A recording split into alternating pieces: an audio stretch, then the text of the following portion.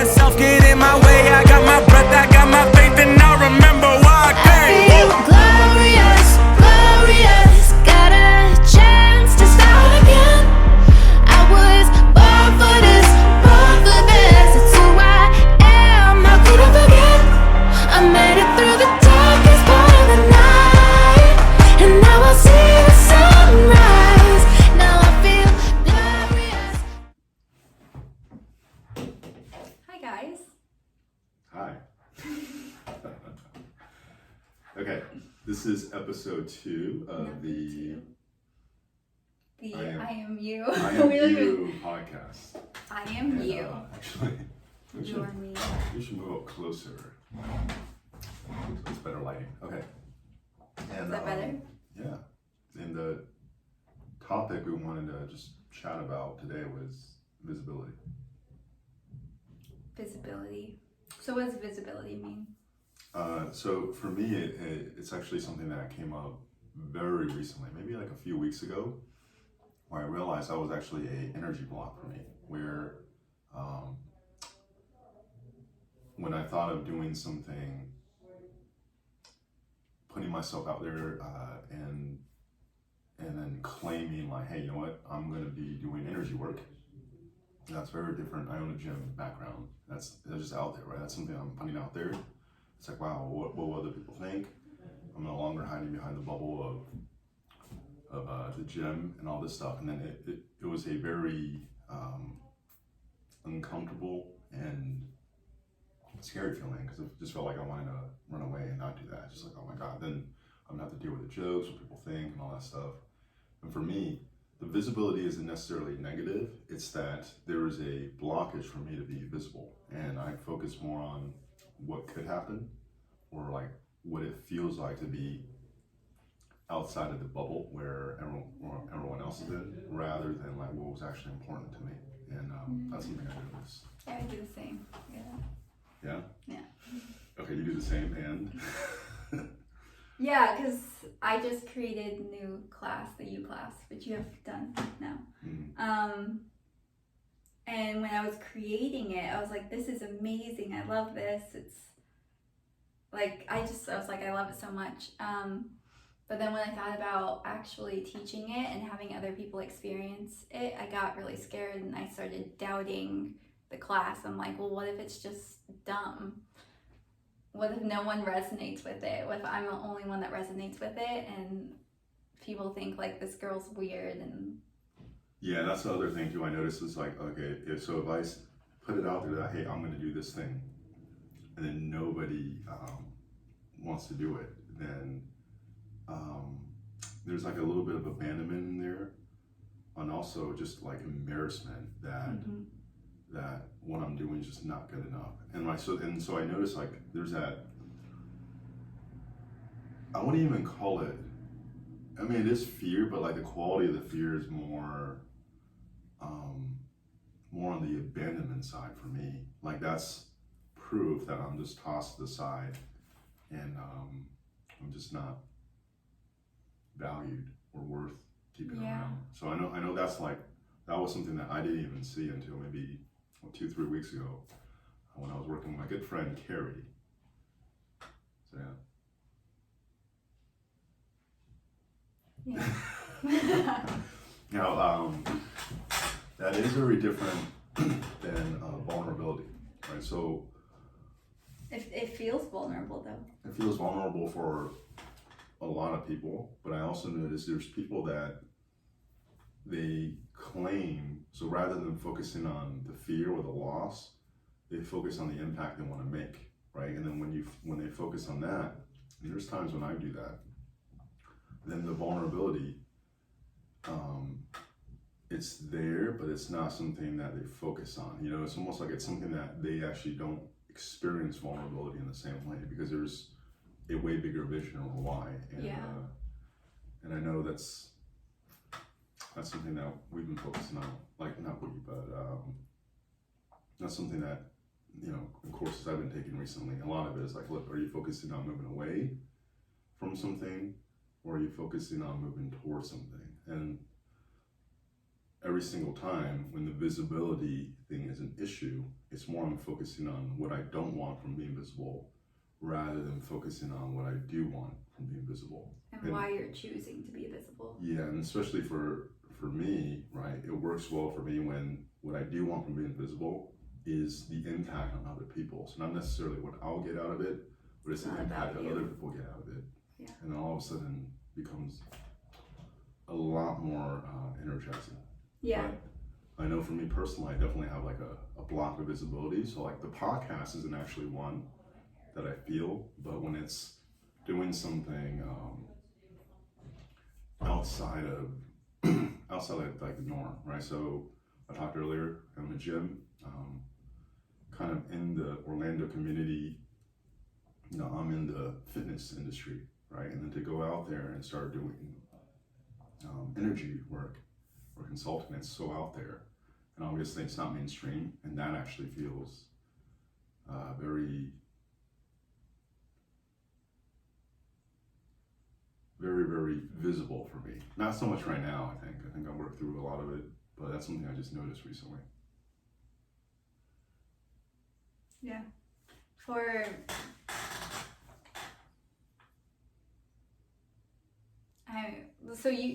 So this podcast doesn't really make you feel that way, you said? No. It doesn't really make me feel that way. Normally, like anything that I am doing that's really being put out to other people for other people to view, normally in the beginning it's really scary for me, but this one isn't either. Yeah, and I think part of it too is that's why you see, you know, because again, for me, most of my life, it's been, okay, do it yourself, you know, I can do it better probably than like the other person, right? It's very egocentric, and and I have a business partner that I own the gym with, and a huge value in actually having a partner or partnership or collaboration is that it literally just makes it so much easier to do things, because when there's someone else on the inside of you it's not all that's about doing you. it with you, it almost is like a visibility Buffer. I don't even know how to, is it a buffer? It's more like a visibility. It almost changes the nature of the visibility. It's almost like when you're doing it with someone else and then other people see that you're doing it together, it almost like flips it for me. So now it's more like, okay, well, look, we're partnering and we're doing this together. Other people actually want to be part of it, right? Whereas when I'm doing it, it's like, will they accept me? Whereas when I'm doing it with someone else, it flips it, and it's more like, do they actually want to be part of the party? Mm-hmm. That's kind of what it feels like for me. Yeah, how I kind of feel about it is like not all of the attention is on me. It's on both of us. It's not just on me. It's like Okay. For me, if like all the attention is on me, I'm like, oh God, look somewhere else. Like, don't look just at me. And I'm just now realizing this as we have this conversation. I know, it's fine. Yeah, so part of what we do is we have a general topic, and then we don't actually talk about it beforehand. So the whole point of this podcast is just discuss things that we experience as human beings, right? And for people that are viewing or listening to this to get, you know, we're actually all so much more similar with the same kind of fears and doubts and motivations and the ups and downs and you know, the triumphs and struggles. So, and also, this is jumping back a little bit, what I noticed like with the U class with sharing it, I would go back and forth between like the fear of like, oh, what if everyone thinks this is weird and no one resonates with it and it makes no sense to anyone except me, and I'm over here thinking it's like the coolest thing ever. What if it's not that at all? What if it's just kind of nothing? And then I would shift back into this is something that I feel very strongly about. It's like come through me. I'm so excited to share it. I know there are so many people that can benefit from this, and I'm excited to share this new class, whatever you want to call it. There was still like an aspect of vulnerability in it for me, but the vulnerability almost got exciting when I viewed it from like, this is something that has come through me and that I have created and is going to benefit others. I was actually, there was vulnerability there, but it was exciting. So it was exciting when you didn't view it as yours. Right. It was just something that you were just a vehicle for delivering it. Yeah, I was a conduit for delivering it. Yeah. So it, like, the underlying theme is like, if I make it about me at all, then it's really draining, and I go into the I'm not enough pattern. Yeah, I'm the same way. Yeah. And then this kind of gets into some of the energy work I talked about earlier, right? So, and this is from Donnie Epstein, right? And it's a course he's teaching called Alchemy. But it's saying, like, as far as the way we use energy, we categorize it into two ways. So one group is external, so you draw energy from the future, from the unbound or whatever is outside. Actually, let me take that back. Not the unbound, but draw energy from out there, and then focusing on others, energizing first. So me and Ashley both happen to be external, or we derive energy externally. And then internal people draw energy from within, so focusing within first, drawing energy or strength from the past, and then taking more one small step at a time to build towards the future. Whereas people who are external see the big picture first and let that actually inspire and pull everything forward. So that's what she's talking about. But the external people, I'll probably really resonate with something coming from out there through you and in, and then whereas maybe for someone internal, if you created a class, it'll be more, it's something that I'm already experiencing in here, and I'm inviting everyone in to experience the bubble, right? Whereas for her, it'll literally be, she'll actually be in other people's bubble. If that's clear. Yeah. That and the realizing that, like, I didn't create it on my own. Like, this is something that basically I'm a conduit for the class to come through. Yeah. That, like, as long as, like, my little human self didn't create it all by myself, then it feels valuable. But if my little human self is what created it, it doesn't feel valuable. Yeah. And so, like, when there's like a more like an identification, like that's yours. Yeah. So that is you essentially. It's an extension of you that could be judged and critiqued by others. Yeah. I mean, and it still is, even if it came with it coming through me, it still is an extension of me, but it's also an extension of all of us, not just me. Yeah. Yeah. So the bottom line is do the U class to try it out. Bottom line. Yes. And so much fun. And like my story for most of my life, actually almost all of my life, is that I don't like dancing. And it's actually funny. I never really related to that for myself, like as someone who likes even moving my body with fitness. I just do it very consistently. And doing her class was very, very cool, because one of the biggest things I got out of it is like I can actually feel moving to a rhythm. It's almost like I got to learn how to dance, like really learn how to dance, and not like go out and grind around like I'm in a club or something. And, yeah, it's not necessarily like learning moves, but accessing that rhythm. Yeah, it's like that's really cool. And you just reminded me, it was more like feeling the rhythm again, external, feeling the rhythm out there, and letting the rhythm actually come through me and move, rather than me trying to do something else. It just I don't know. It's like for most people, they're probably like I was doing that when I was 8. Like I'm about 36 and finally really got to experience that. So that was really cool. So all the guys, you can try it out at home with Ashley. But yeah.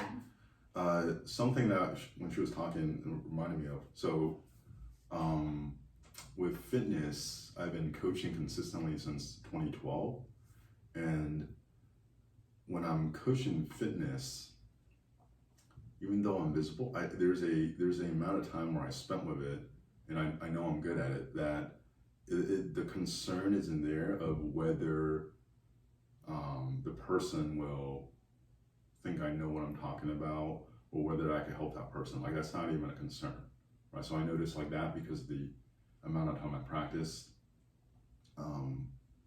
like that's handled there. But with working with people one-on-one, basically mentoring or consulting energy-wise, even though I know I have an affinity for it, I'm good at helping people take complex stuff and then start experiencing in ways, in a digestible way where they can understand it. I know I can do that. There's something there about it though, where there's still like a concern in the back of my mind where I'm not sure if I can really even help them, or they'll think I'm stupid. And that's definitely something where, it's visibility in a different way. I noticed, for me, I've been doing that for about a year and a half now, but I do notice the big contrast. So the fitness part, no concern at all. But then even a year and a half in, there's just still this like part where, it's almost easier to just not put myself out there to work with people, because like I'm just not confident, and like I don't know if there's like a way through that. I think you almost just have to just keep going and keep going, and then smooth that out. Because I definitely noticed I felt that in fitness for a few years until probably the last like 2 or 3 years. So sometimes you just need time and repetition, and to actually succeed massively, to fail massively, everything in between, and then grow from that experience and smooth that out. Yeah. What, with not feeling like you? Yeah, just like that concern. Like, one, will people actually think what I'm doing is valuable, and then two, can I really help this person? Right. So like logically, I know I can, and I actually, to a degree, I have like confidence, but then I know that concern is still always there. Whereas when it comes to fitness, like that concern hasn't been around for a while. And then there's even like now when I encounter people, and every once in a while you still get people where it's like, wow, I've never seen this before. But the concern never actually shows up with that. But it was there in the beginning. It was definitely there. Yeah. Right. I remember even coaching maybe like the first 2 or 3 years. It's like, man, it's like I'm a baby coaching like fitness. Like everyone knows more than me. Right. And you get to a point you realize, I think the first marker for me was realizing that I know how little I know, and most other people know just as little, like in that area, right? And so like the people that are really good or really, really knowledgeable, really proficient, they know so much more, but like they're at such a high level that most people can't even appreciate how good they are. Yeah. And it's like, then as you realize, as you realize more of that, it's like right now, like I know how little I know in fitness, and just how much more stuff that's out there. Yeah. But it's like simultaneously, I know how little I know, and I don't have a concern that I could help the person. I don't know, it's really weird, and it's something that comes from, I think, reaching a certain level with something, but then also having enough time practicing something, and then having the experience of success and failure in the range, and experiencing that over and over again. Yeah, I actually had someone last night ask me how long I've been doing this work, which is, he wasn't even specific. It was just kind of like yoga, meditation. How long have you been doing that? And it's been 5 years now. He was like, oh, so you must be an expert. And I was like, I definitely know, or I definitely have a lot to share, and I have a lot to learn. So like you get to that point where like you have a lot to give and a lot to share, but you also know you have a lot to learn. So yeah, you just get to that level where it's like, I have something to give, and I also have a lot to. Well, let's kind of segue into like, what actually are you offering? For the people that are watching. So I am an Ayurvedic health counselor. So I offer one-on-one counseling with, basically Ayurveda is the knowledge of longevity. So it's one-on-one counseling on how to understand yourself and your life differently through different lenses, through different perspective, having a different perspective on yourself and your life, and how you can use your environment, use your foods, use your habits to bring more harmony and balance within your internal self, and how you can work with your internal self to bring more harmony and balance in your external world. And then along with that is yoga and the U class, And I also do some body and mind therapy, I call it. It's body work and energetic work kind of mixed together to help bring the body and the mind back into alignment, back into our original alignment, or back into our authentic alignment, I'll say, so that we can then continue to blossom and grow from this alignment within. Did you say it was body work? Yes. Okay. Did I? Yeah. I'm not sure. Okay. It's body work. It's energetic and body work mushed together.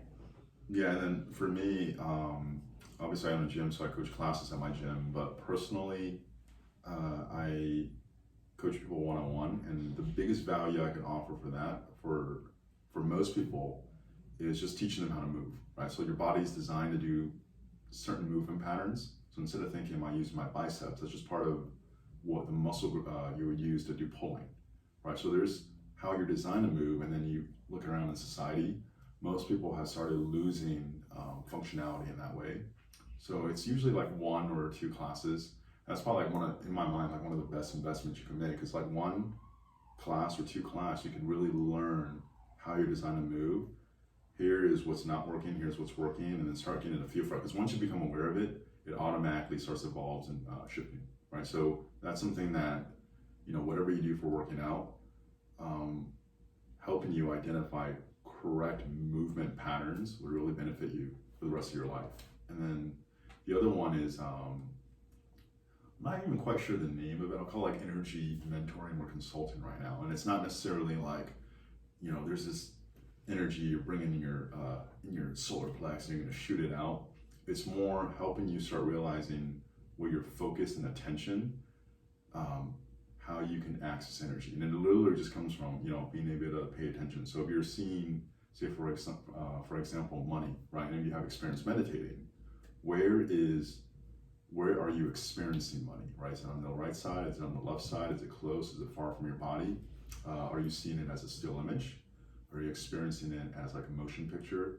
Are you just getting a sense or feeling first, right? So a lot of these questions are designed to help you just start noticing stuff that's been there the whole time, but instead of relating to it like energy, you're relating to it like circumstances. Like, oh, well, the circumstances is what's having me have this issue with money. Whereas if you look at other people, it just seems like whatever they do, they end up making money, right? So maybe they experience money in an area or in a way that's energizing for them.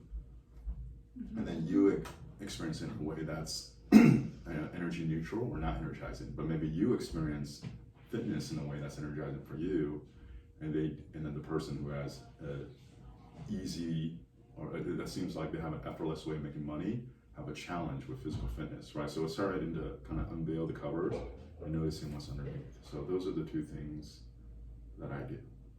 Every time I work with him on that, what did you call it? Energy consulting, awareness, mentoring. Yeah. So every time I work with him on that, like my life changes. Every time. It's like, yeah. Yeah. Okay. Thanks for that. Yeah. It's like it's really good. Yeah. I know. We'll link some info in the descriptions. In the comments below, or in the info below. Yeah. Not the comments. Okay. And then, yeah. Info below, yeah. Yeah. Okay.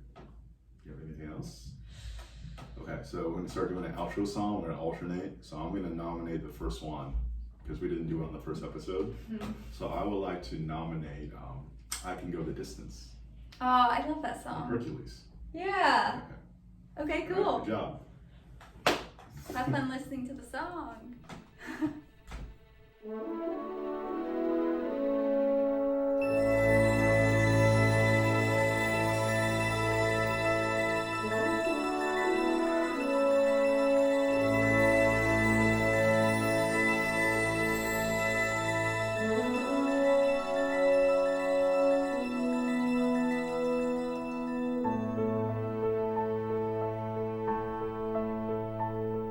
I have often dreamed of a far-off place where a great warm welcome will be waiting for me, where the crowds will cheer when they see my face, and a voice keeps saying, this is where I'm meant to be.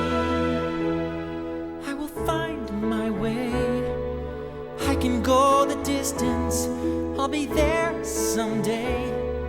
If I can be strong, I know every mile will be worth my while. I would go most anywhere to feel like I belong.